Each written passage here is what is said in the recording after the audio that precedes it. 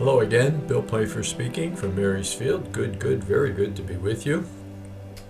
Today it's the coffee or the cup. So much of our lives depend on our motivations, the reasons why we do things. Why do I do this? Why do I not do that? How much of my value system is dependent on other people, the people I work with, the people I live with, and so on. So we're always constantly checking in on our values because the negative things inside of us always get in the way of our happiness. All of that junk that's inside somehow has to come to the top and be healed. Otherwise, we end up being a victim to that stuff inside, and we end up spraying it liberally and freely upon everyone else with whom we associate. And that's never a good thing. Today, I've got a really nice story, and only one story. And the question again is the coffee or the cup. Let me just share that with you, and hopefully it will say something.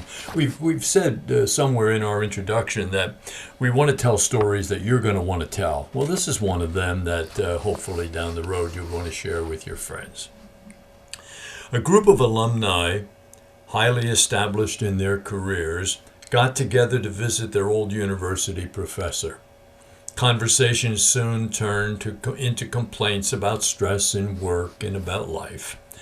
Offering his guests coffee, the professor went to the kitchen and returned with a large pot of coffee and an assortment of cups: porcelain, plastic, glass, crystal, some plain looking, some expensive, some exquisite, telling them to help themselves to the coffee. When all the students had a cup of coffee in hand, the professor said, "If you noticed, all the nice-looking expensive cups were taken up, leaving behind the plain and cheap ones.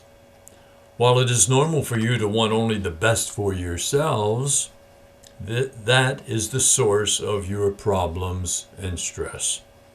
Be assured that the cup itself adds no quality to the coffee.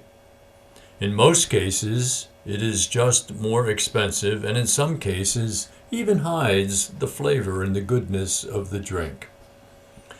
What all of you really wanted was the coffee, not the cup, but you unconsciously went for the best cups. And then you began eyeing each other's cups. Now consider this. Life is the coffee.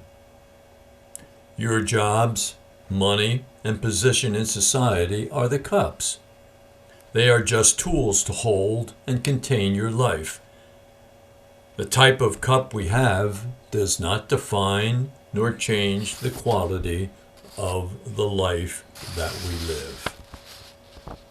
Sometimes, by concentrating only on the cup, we fail to enjoy the coffee that God has provided for us. God is the one who brews the coffee, not the cups. So enjoy your coffee. The happiest of people, don't have the best of everything, do they? They just make the best of everything. So live simply, love generously, care deeply, speak kindly, and let the rest to God. Happiness tomorrow always depends on you doing the truth in your life today. Good to be with you. Thank you. God bless. Keep me in your prayers. You're in mine.